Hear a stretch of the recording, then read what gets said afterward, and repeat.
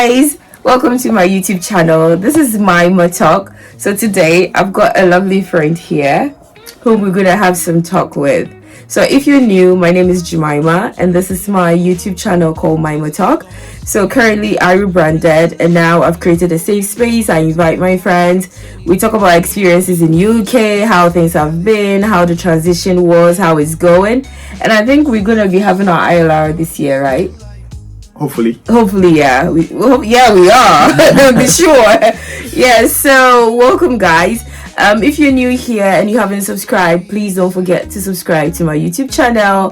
Please like, please share. That's the only way that you can actually really support for this to grow. Thank you very much, especially to those who've already subscribed, who are always following. I love you all. So now back to my guest here. He's Alfred, aka Slow. I love to call him Slow. So yeah, can my guess about? Yeah, hello everyone. Yeah, my name is Alfred, like Jemima said earlier on, and we've met for some years now, and we're just chilling. Now we're trying to find out how the journey has been so far for the time being that we've been in the UK and everything. And I'm happy for her to create this channel so that it gives people the chance to express themselves and then also tell the world about what's been happening in their life, and it helps other people as well. Yeah, thank you. So tell me about who Alfred is. So I know Alfred now is double. We came single. So how do I know Alfred? Actually, Alfred, I think I met Alfred here in UK, right? Yes, I got here 26. When did you come here? The next day, 27. You came with Phil. I go for Yeah, so I met him here. We worked in the same ward. We go to the same church. It's been a long journey. Yeah. So who's Alfred? Tell me. Alfred. This is Alfred. A quiet guy, well known for good and bad reasons, and so somebody who likes to work, who likes to inspire people, who likes to educate as well. I love to teach people when I need something. I know something. I love to teach people, and that's been the case. A nurse by accident. Okay, now if you say a nurse by accident, how did that work? So what happened? People actually grew up thinking they're going to be nurses. That wasn't my case. I found myself in nursing school before I knew I was in nursing school. I bought the forms because I was trying things, and then people were like, "Oh, you shouldn't go to nursing school. I think you are too." People were thinking you are good to be in other field than to be in nursing. But I think I found an inspiration from people, and I ended up in the nursing school. In nursing school, it was an interesting journey for me. I was a very quiet guy coming from secondary school. And I changed in nursing school. So people were like very surprised, like somebody who was very quiet. And then I came to nursing school and suddenly everybody knows me. And that was me. And I did very well in nursing school, got some very good grades. From there, we continue from our rotation to working. At a point, I ended up in Accra, Ghana as a home care nurse. Surprisingly, I didn't know I was going to end up there, but life took me to Accra. That was a short time, but very impactful moment in my life. I learned so much. I saw a lot of people I never thought I could see in life. And I nursed some very important personalities in our communities.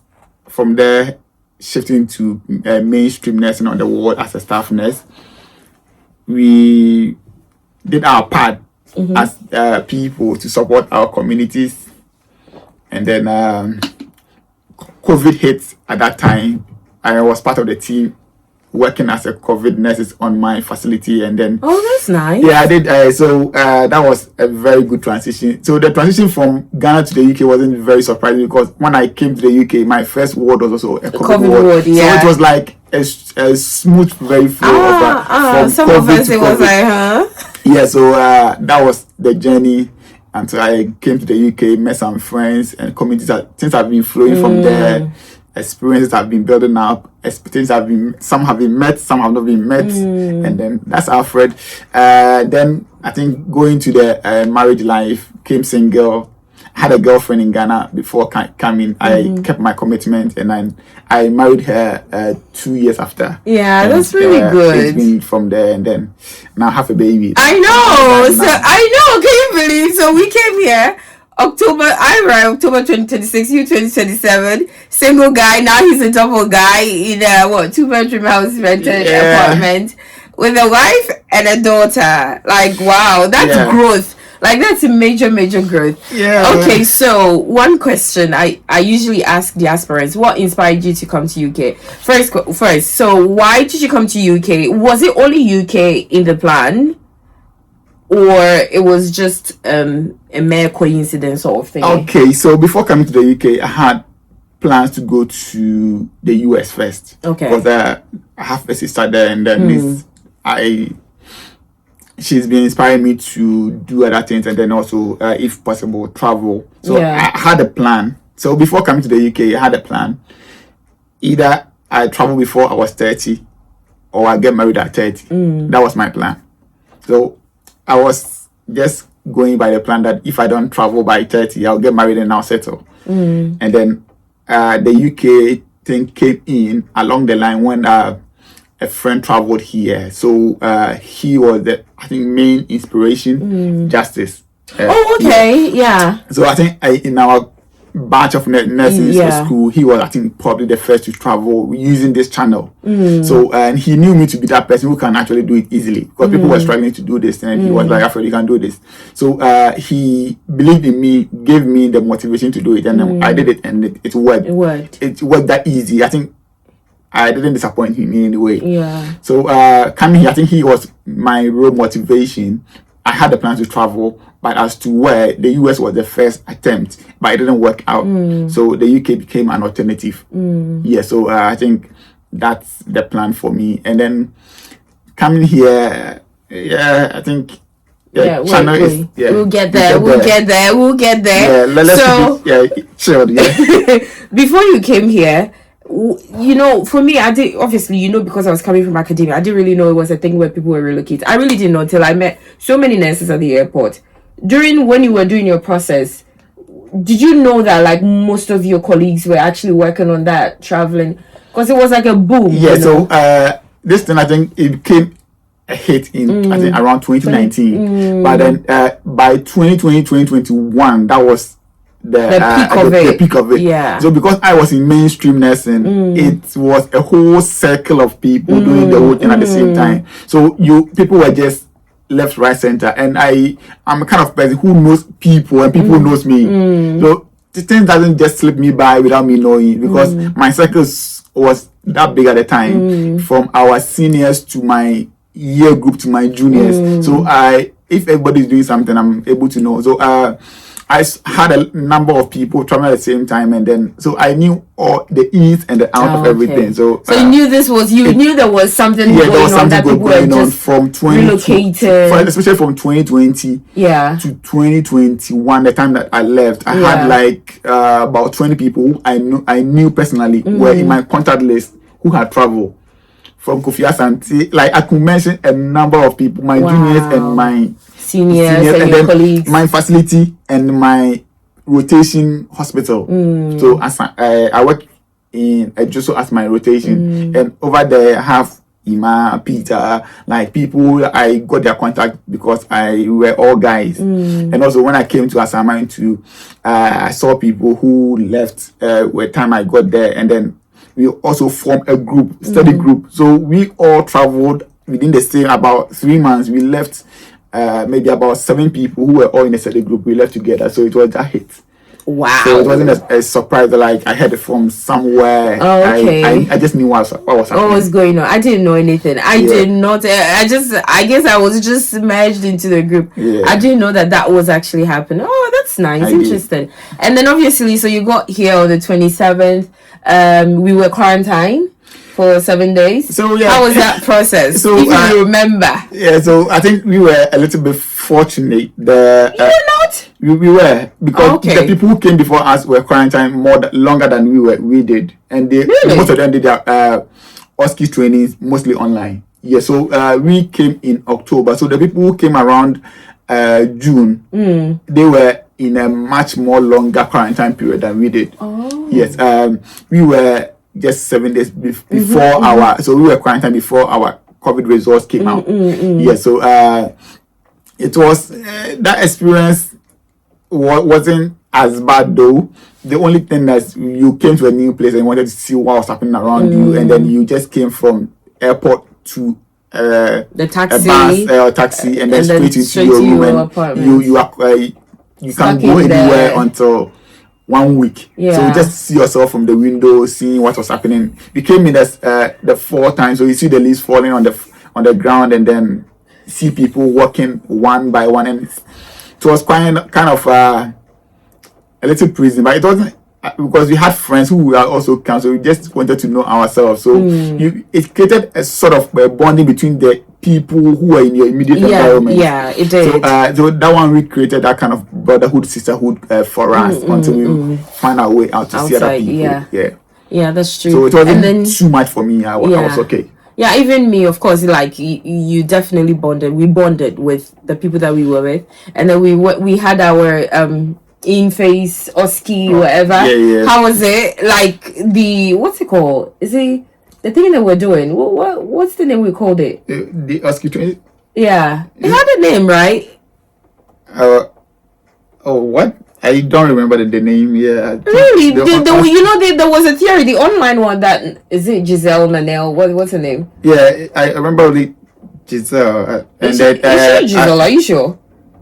She that she is petite lady. Yeah.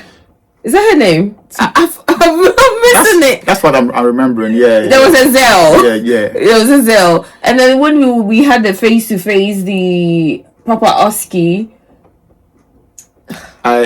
So I think what do you even call it? I've forgotten. OSCE all I remember. The OSCE training. That's all I remember of it. What were you part of the first batch, second or third batch? Were you I was yes, we did it together. We went to look at me, where did we go? Londonderry. Londonderry. That's where we wrote our OSCE. No. In Northern Ireland. That's the town that we went to. Okay. I'm like, yeah, that's not the name of the university. Yeah, so that was the town that we went to. Okay. Londonderry, and then it's the school was called. Is it Ulster something? Ulster University. Ulster. It's a UL. ULCER. Yeah. Before how did you feel before you read the exams? I was very anxious. I was surprised. I was anxious. When it comes to practicals, I'm not that guy you want to bet on. I know. So I see you on the wall. If it comes to something that you have to write or explain, I can bet on myself that I'm going to do well. When it comes to things that you have to do for people to watch you and mark you, I struggle because I can be very nervous and very shaky sometimes. So I think I was the part of the people who were selected to have some special training during the OSCE training. They called us to have some few hours of kind of confidence boosting. Oh, okay. It wasn't like I didn't know what I was doing. It just means sometimes when I have to do things for people to watch, but putting everything aside, when they have to ask me to explain things, I'm very good. So going there, I was like, anything could happen, but I was just confident in myself that whatever happened, it's whatever happens, and then I had also tried my best to do most of the things by myself. Behind closed doors. So I tried to do the things I was struggling to do and then get my hands much more on it and then get familiar, because old hands are always good at trying doing things. Going there, we got there very late, a very long journry from here to the airport. I think we went to Gatwick. Yeah, Gatwick, because we used jet. Was it? EasyJet. It wasn't just 2 holidays. So EasyJet it was. So getting there from the airport to where we did the exam was very far.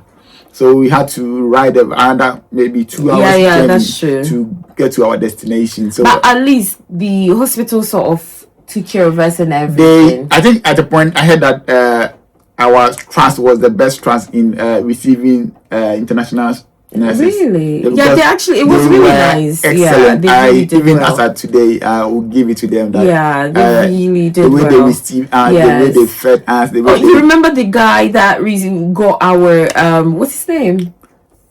I saw. Why are we forgetting names? It's been 4 years. I know. Close to 5 years now. Alvin. Oh, he was. Alvin and the Chipmunks.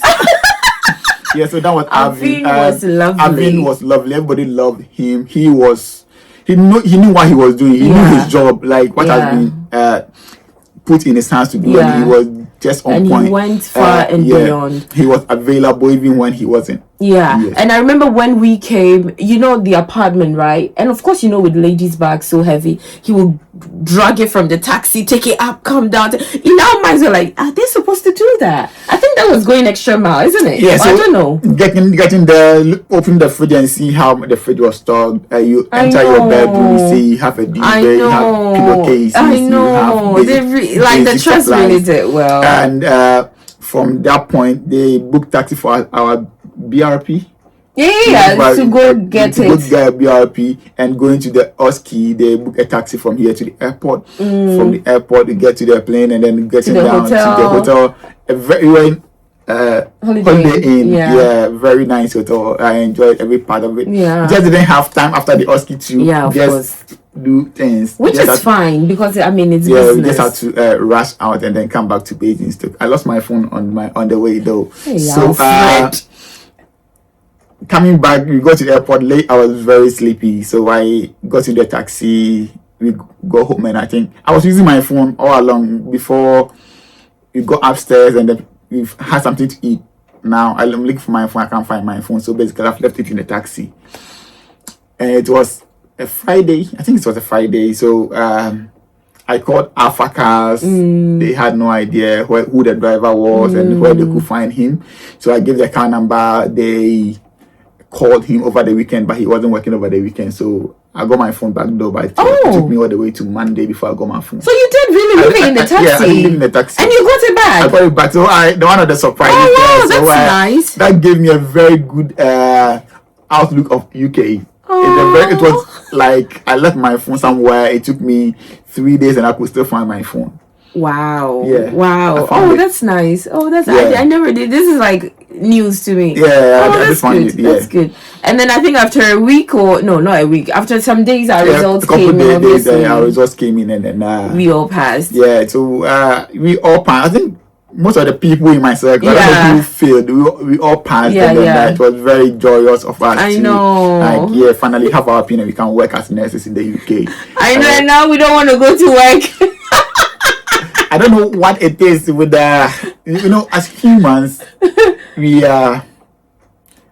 I don't know how to describe us, but very interesting creatures. What was it? One point you want something, and the next point you feel like you're tired of it. You don't want it anymore, or you want something else. Yeah, and then you get that something else. Probably like it's. I think it boils out to satiety, where we are never really full or sufficient. Happy with what we have. Always craving for. So with the Oski, getting into the exam place, and then I was giving my task. I did it. I much more better than I was even doing the training, even though I was having this kind of butterflies in my stomach. Yeah, my stomach was just churning, and I could hear myself like, I hate to fail. Yeah, I think that's the problem. If you put so much pressure on yourself, because for me, when I'm stressed, my eyes twitch, and I remember my eyes were constantly twitching. I'm like, I can't believe this. This is not lack of magnesium. This is just stress. I love to fail. I hate to fail. Sorry. And anytime I've done something, I try not to fail. I've tasted failure in my driving test, and it's given me a taste of how it is to fail.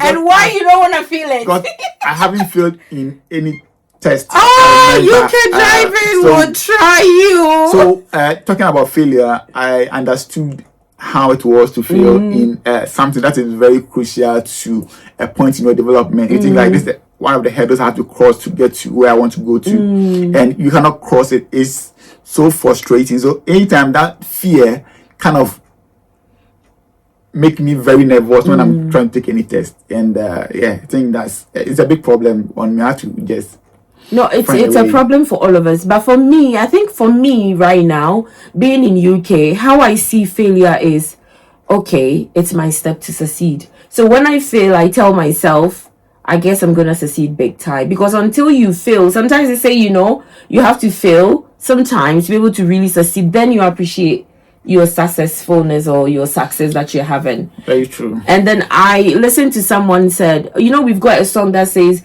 "God shall wipe away all tears." There's no. Yeah, and then he was like, if there's no tears, then how can God wipe it away for you? So that you appreciate the wiping and God himself. So for me now, even with school, in as much as very annoying. Now the driving test, I know we will talk about it because my experience is the same as yours, or yours is experience is same as mine. What was just really annoying me is the amount that you still have to pay. I still have to. I'm like, I don't have money. The payments. With how much have you invested in? In driving in UK. You could buy me a car. Because me and you combined together, because, Range Rover. With driving, it's just like any other practical thing for me. Aside my work, I know when I'm working, I know it's a different thing. But when I'm doing something I haven't done before, and I have to be watched to do it, that's where the problem comes in. Because I really remember my instructor had to quit. I didn't leave him; he had to leave me because he felt like he wasn't doing enough for me. He didn't know how to get me to do what he wanted me to do. Hey, Alfred. That was my first instructor. Oh wow! And he was English, and English are their morals are very high. So when they feel like they're not doing something right, they just walk away. Unlike our African brothers who still hold on to things, even though they know they're not doing the best that they should be doing. So this man was very committed to helping me get to the point that he wanted to get me, but he felt like he's not doing a good job. Maybe somebody could do it better than he was doing. And then he quit. And he offloaded me to somebody else.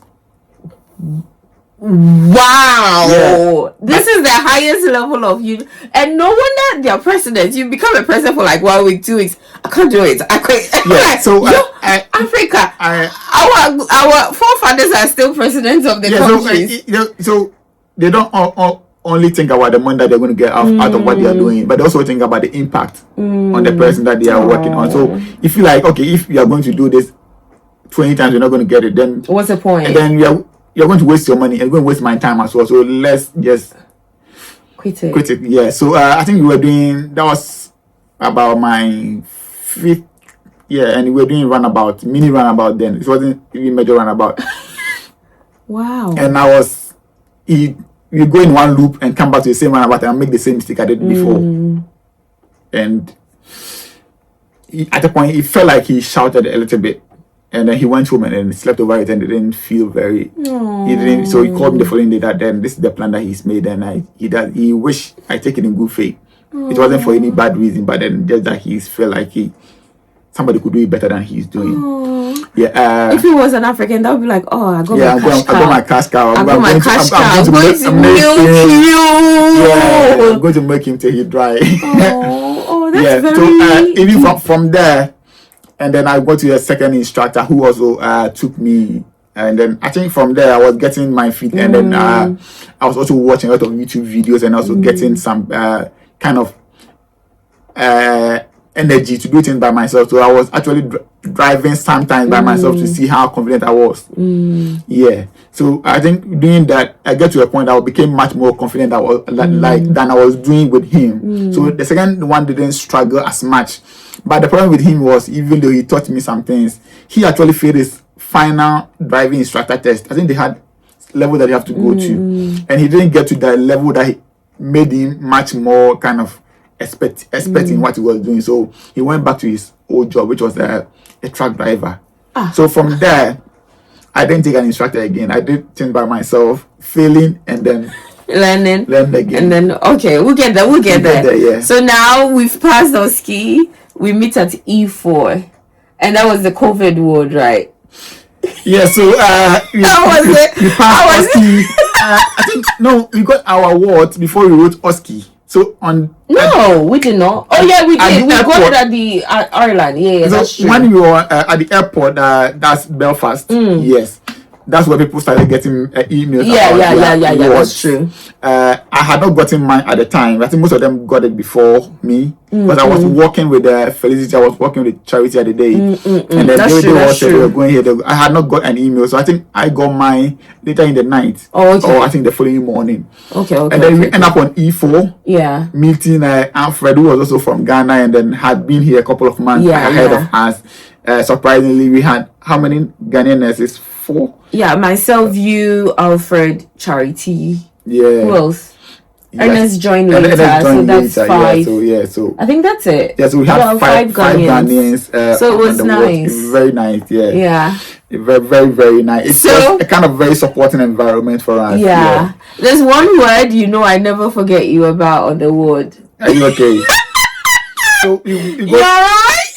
You go to E4 and there's a whole shock, because if you've not been in the UK before, trust me, you might think you know more, or you've seen them on the TV, or you've watched news and you know UK. You watch BBC, you think that's all it is. You are not. Yeah, you have to be here before you know. English sound different. English have different meanings in the English land. So the things you think things are meaning doesn't mean the same way when you come here. And then there's a whole change in your nursing career from how you used to do things to a new environment where there are a lot of machines surrounding you which have different uses, and there's you are doing the same thing with your colleagues in Ghana, but the approach is different, way different. Yeah, and things have different meanings. Somebody said, I'm feeling sick. It doesn't mean that they are ill. It means that they want to vomit. So you will say, I want to vomit. But here somebody say, I'm feeling sick. And you look at them stupid and they'll ask you, are you stupid? I'm telling you, I'm feeling sick. And you are looking at me, get me a sick bowl. Somebody said, I want to spend a penny. What does wanting to spend a penny means? I'm from Ghana. I just came from Ghana 2 weeks ago. You are telling me you want to spend a penny. I don't have money. And there's a whole lot to this language that maybe you think you've learned English all your life and you don't understand much, but things are sometimes different. And then when you are working as a new nurse on the ward, I felt for students who were working in Ghana, you are almost like a robot. You are just stupid all the time because you don't know what you are doing. You are waiting on instructions to do what you want to do. Yes, so you want to touch something. You don't know what will happen if you touch it, but you feel like that's the right thing to touch. You have to think too much, and it stresses you, and you look. I wasn't surprised they were asking you, "Are you okay?" every 5 minutes, because you are not okay. You don't look okay. I know, and for you're tall. You're tall, and you'll be walking to. Alfred will be going to the sluice room. He walks, he comes back. He walks, he comes like, what do you want? He's like, do I even remember? Yeah, so your brain becomes so full, like it is so full that you don't know what's happening. Even though you have things you want to do, you don't know how to do them. I know. And then it will take you time. Even good for us, you had a support system, like we were 5 people, at least you have one of them on every shift, so it was helping. But going back to your room in the night and then think about reflecting on how your day was and going back the following day, it make you feel sick. Yeah, Alfred. At the point, one day I overslept because I came from work very exhausted, not being able to sleep. I couldn't sleep until maybe late in the night to maybe 2 a.m. before I could sleep. Before I was supposed to be at work 7:30 the following morning. I woke up from a call from the ward.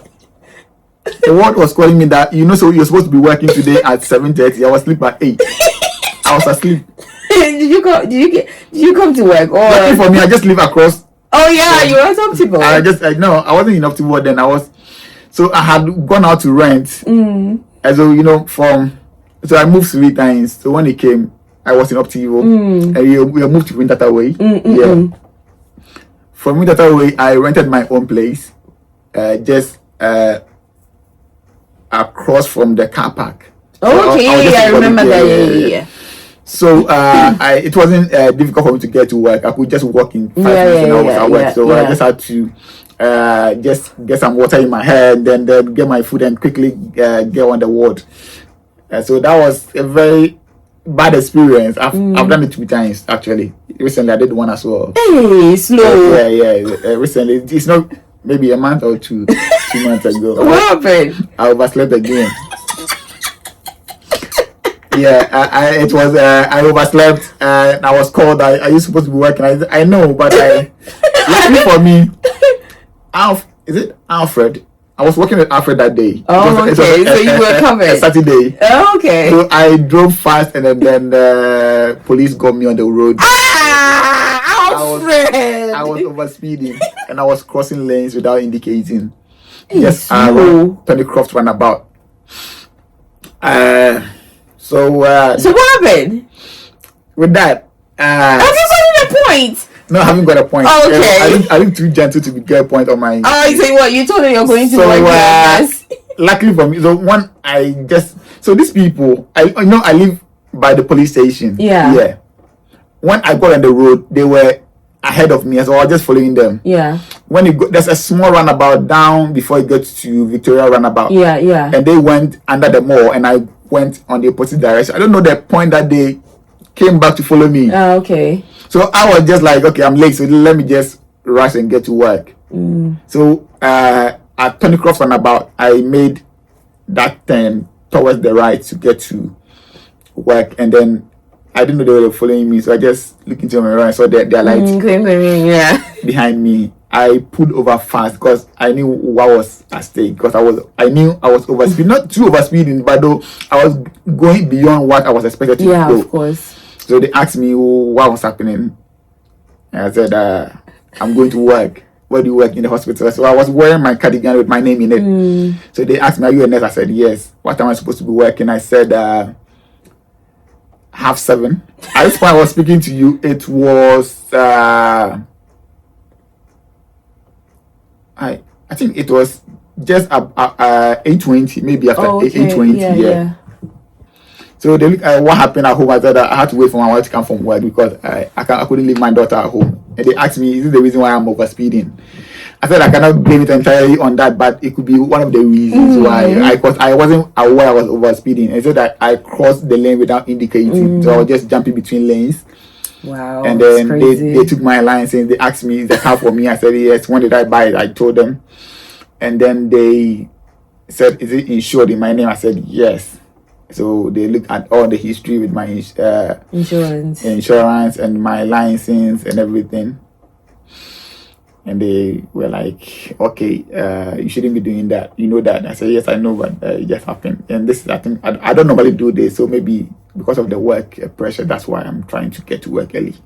So they didn't do anything against me, but they just advised me. Because I look too gentle. Yeah. But I've also been pulled over because my MOT had expired. And then I'm like, no, I'm a nurse.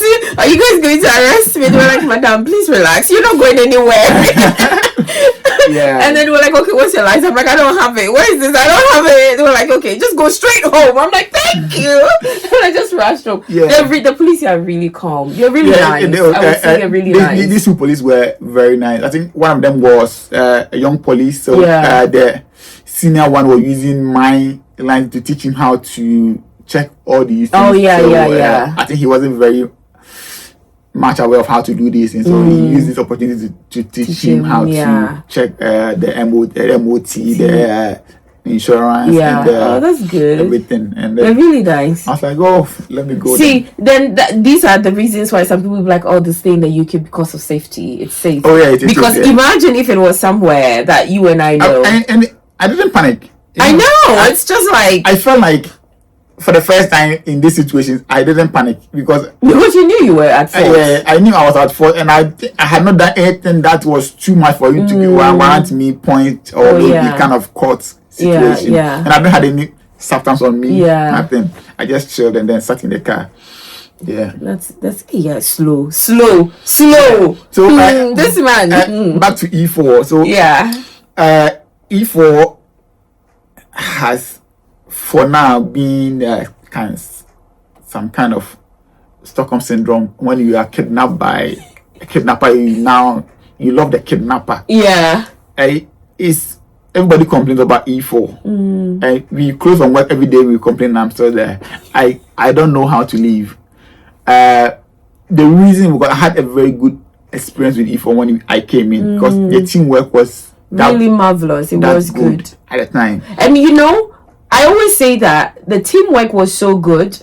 We were so good.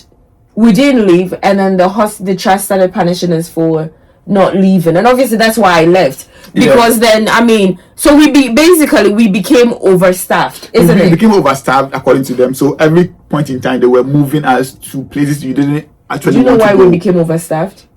Because I spoke with Kay. There was a time I'm like, why are they doing this to us?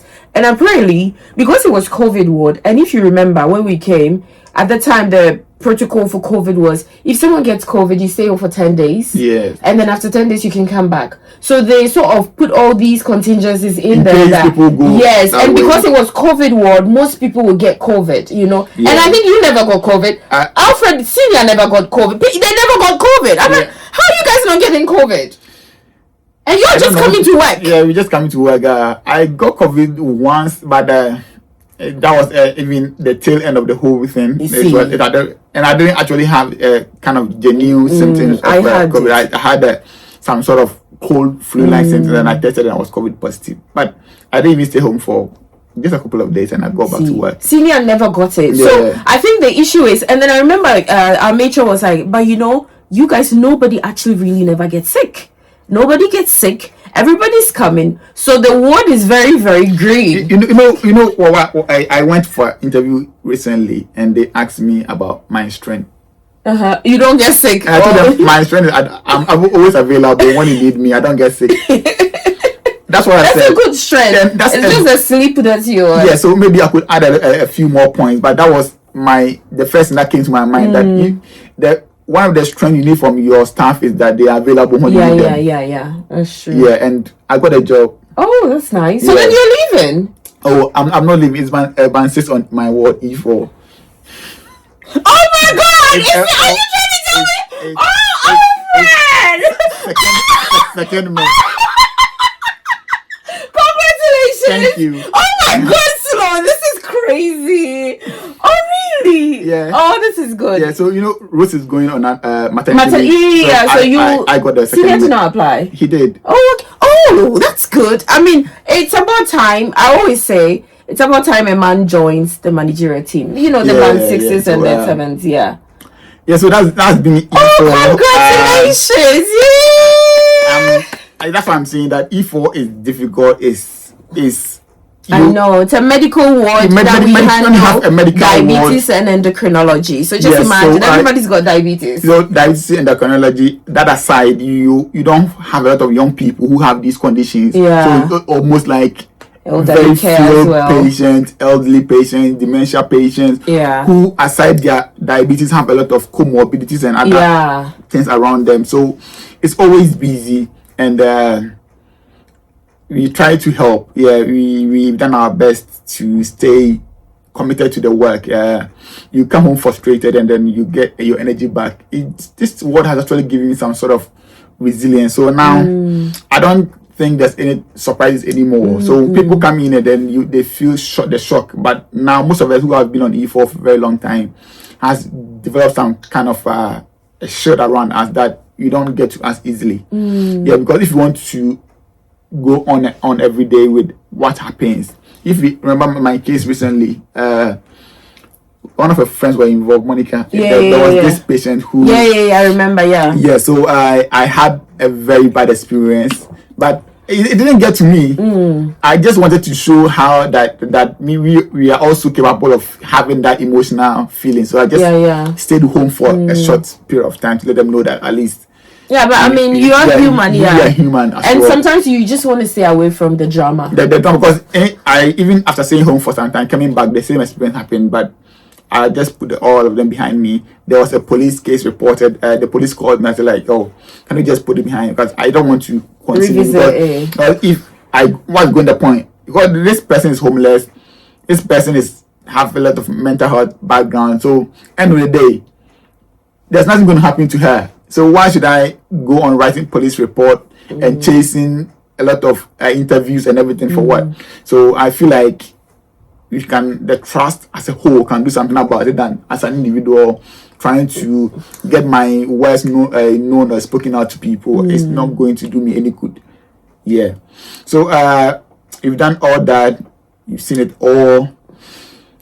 We've had a lot of issues. Sometimes you are very happy coming home because you help somebody. Sometimes you go home and then you feel like there's something you should have done you didn't do because there wasn't time to do it. And then sometimes you get called about some case that happened 6 months ago about something you did by someone you know. Yeah, by someone you know, and then the family is maybe kind of planning on maybe going to the court for something you did or you didn't do, and then you reflect on it, and then you see what you could have done better in that case, and then if it was presently, what thing could you have done that you didn't do, then you learn from it. And I think as nurses, as we are, we never stop learning until your last day of I'm done with nursing. You're always going to learn something new. And yeah, that's been the journey so far. On the worst, people have left. A lot of people have left from the time that we joined E4. But for me, number one. No, I'm not number one. You know me. My reason for leaving was really the fact that we were being moved around. People moved, and it didn't. I didn't feel it because I wasn't having some kind of personal connection with them. Yeah. You know, Vienna. Yeah. I mentioned them. A lot of people, but German leaving was a shock to me. Like, oh, you shouldn't go. You are a team here. Why are you leaving us? But yeah, but I ultimately I believe in personal development. When you feel like you need to do something that will benefit you. That wasn't even my reason. If that was my reason, see, it's so funny. The funny thing is where I left to. Obviously, they've really developed me. Like the pathway is so clear. You definitely development. But then at the point when I was at E4, I think my vision was even different. It was really different. But I really left because you know that spinning thingy that we've been doing. The spinning. There was a time that they spun. My name was like someone told me, Jim, you know, it was you were supposed to go. One of the times I was supposed to go, but then they were like, no, we don't want Jim to go, and then they did again, and it was someone else. So then you ask yourself, okay, we overstaffed. Then I guess some of us should just go. Now we're understaffed. And now you're understaffed. So and then imagine they even moved some senior nurses to other wards to support. You know. So it was just really, and you're sent to a place where you don't want. I might as well just find a place where maybe I would like and go, you know. It's true. And I would say maybe, you know, we say everything happens for the goodness of God. Or, sure. And for me right now, I think it was a good thing I moved. I love where I am right now as well. When I was going to my new place, I was worried about the staff as well, the way we are. And then going there, I'm like, oh, there are nicer, sweeter people everywhere. You know, so it's good. Sometimes one thing about us as Black people and Africans, Ghanaians especially, it's difficult for us to say no. We love to be where we are. Sometimes I think it's a very I don't know what it's upbringing or the general society that we grew up in. We have this difficulty of saying no, which is very bad. To me, I think people should be able to say no much more often. Give things thoughts. We are too much in a hurry to say yes. That's what I feel. No, I think Ghanaians, we are too much in a hurry to say yes before we have actually thought about something. As compared to other people, they will want to go. Can you give me time to think about this, and give you answer. So the way the English ask their questions, they use a lot of question tags. We learn question tags, but we wasn't using as much. But here, they were like, okay, I want to move you to this world. Will you? Before you know, you say yes before you even think about where you are actually going to. Yeah. So I think we should be doing more as Black people, Ghanaians in the English community to have a way of thinking about things. Say no when we mean no, and say yes when we mean yes. To avoid a situation where we jump into a situation somewhere we don't actually like, and then before we moan about it like no. Yeah. But if we had thought about it earlier on, we could have said no earlier to avoid the rest of the situation, like mooning about it. Yeah. Or maybe me, I think for me, I remember back at E4, our matron spoke to me actually that she was like, because remember we got to a point like, sometimes you get to work, they'll be like, oh, we want to move you here to support you more. And then for me, every time I would say yes. And then I remember she once called me, she's like, you always say yes, we hope we are not disturbing you. But for me at that time, I was saying yes because I wanted to bank shift at those wards. So that was the moment for me to also explore. Yeah. So then I told her, I'm like, oh, I'm okay with it. But leaving her office in my mind, I'm like, I'll actually go there so I'll know how the place is so I can book bank shifts. So that's my initial entry. And if you go work there and you want to book bank, they're happy for you to come and support them because they feel like, So that was me. But now, like, if it's no, me might not know. If I'm doing it, fine. If I'm not, no, leave me alone. Sure. Leave me alone. Yeah. Okay, so thank you, E4 experience. Do you remember our first outing? Our first outing on E4, we went to Reading. Someone was leaving. Yeah, that was the number, so I still see her status. Yeah. Oh, okay. Yeah, so I do you remember what you did at the party? So that was about a month or maybe 2 when we were in the UK. Yeah. So I think that should be in maybe January, maybe around January, when that was our first outing. That was my first time out of Basingstoke. I don't know, aside Oski. Yeah. Went to Reading. Yeah, so we went to Reading. I went. That was my first. It was. I don't want to have this conversation. So there were a lot of females. We were only females. Myself and was it Richard? No, there's this gentleman from CCU, but he had worked on E4 before. Oh yeah, I think he was from like Romania or Polish. Yeah. No, he was from Spain. Oh, okay. He was Spanish. I overdrank. Yeah. And I did something that I regret doing. Maybe if it was today, I wouldn't do it. But and I have videos. That's all part of the learning curve. Yeah. So when you are a young person who is very energetic and trying to explore options, you do things and then you learn from it. I remember you were. And at this point, we still knew people by faces, not by names. Yeah. At that time, I'm not very the person who know people by names a lot, unless I know you. Even with faces, I struggle. If I see somebody for the first time or just 2 times, and maybe it takes about a week, and I see the person, and if it was not a connection that led me to seeing the person longer, I would just forget about you. Oh, yeah. For me, I'm good with faces. Even at the time, I was like, there were a lot of people who were just still known by faces, and then we got there. It was fun. I remember Sally is the person I remember, and Katrina. And Danny because she kind of complimented my shoes at that time, so I remember her very well. And Vienna was also one nice person. So she was. Remembering what I didn't eat. The problem is I didn't eat much because I had eaten from home, and then I didn't know that I didn't have too much in my tummy. So every alcohol just getting absorbed right into my bloodstream, and I got drunk and I did some things, said some things. I don't remember what I said. I've got them on video, darling. I can send them to you. I don't want to watch it. I'll keep them for your daughter. Yeah, keep it for her.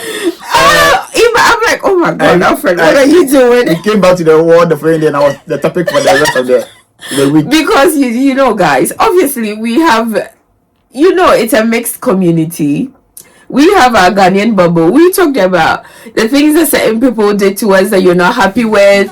What's going on? You alright? But Alfred will be like, you ask me, you alright? But so like you really care. You just passing by. You're not even waiting for me to tell you if I'm fine or not. We talk about all these things, but it's just between us. Us Ghanaians said, hey, brother, start talking, spilling tea.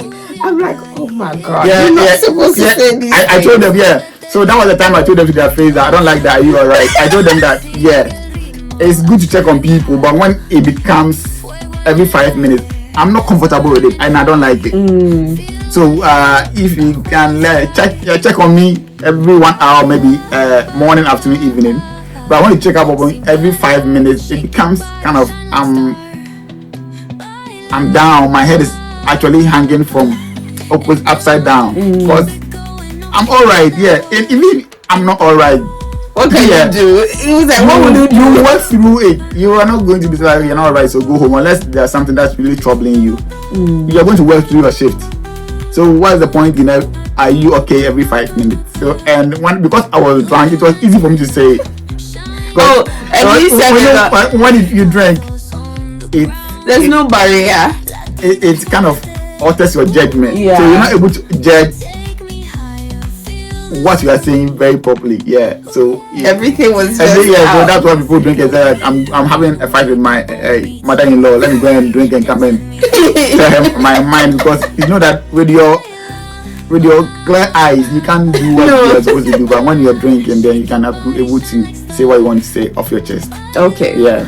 It was. I would just say it was a very interesting part. It was a very interesting part that I saw of you. I laughed, and I remember you telling people, "Oh, I ate banku." It's okay. It's alright. It's alright. Yeah. It's okay. That's it. You know what? On that note, I think we're gonna pause here. I'm going to have another episode of us digging deeper. That we talk about the driving experience. We talk about certain shocks that you've had and the rest. That's okay. I'll do that. Because it looks like the video is obviously getting long. So if you stay till now, thank you very much. Don't forget, this is my Talk channel. Don't forget to like, don't forget to share, and subscribe to my YouTube channel. Thank you.